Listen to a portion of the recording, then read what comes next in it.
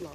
Let me thank the ranking member for being so eloquent on where we are today. Let me read the headline of this legislation, HCON Res 40, expressing support for local law enforcement officers. Broadly supported all across America. Every day we are supporting our local law enforcement, but as well we are supporting our federal law enforcement that are right in my district today holding a meeting.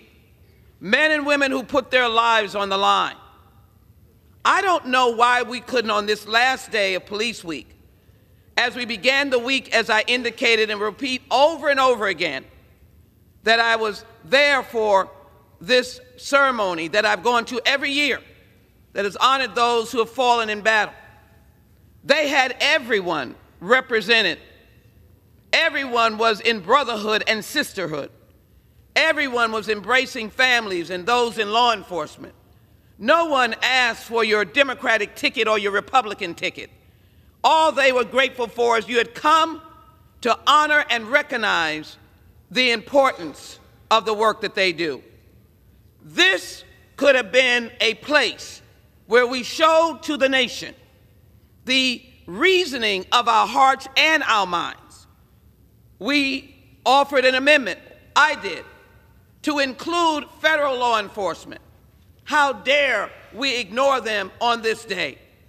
And we cannot ignore January 6th. We cannot ignore the Capitol Police, who will always have the scars, along with those who came to help, of that horrific day. Why? Because we've never seen in our modern day eyes an attack on the United States Capitol that was not in war. And so I stand here today to say, yes, expired. I support. Yield the gentlelady an additional minute. The gentlewoman is recognized. I thank the distinguished gentleman. Yes, I support the local law enforcement. And never have my lips ever said the word that would take dollars away from those personnel, their salaries, and all that they need to do.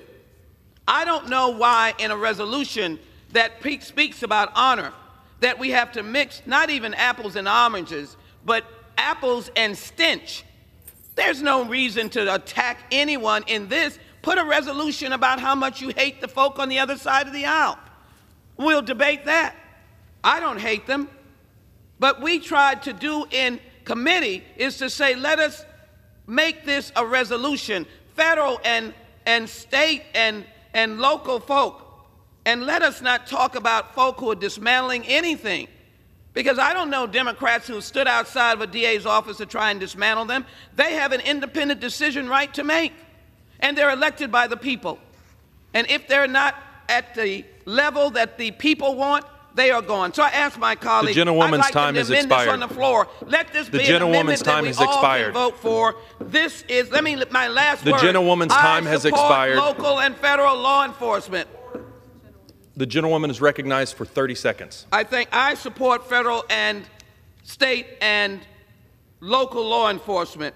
I support those that are in my district right now. And I would offer to say, aren't we examples for young people? Don't we want our children to raise up and support law enforcement and see all of us standing together and not dividing? And don't we want good policing, good police relationships? None of that is a divide. It is a unity, and it represents the Constitution of the United States of America. And I will tell you that the officers that I've engaged with believe in it. I ask my colleagues to try and do something better than this legislation. I yield back.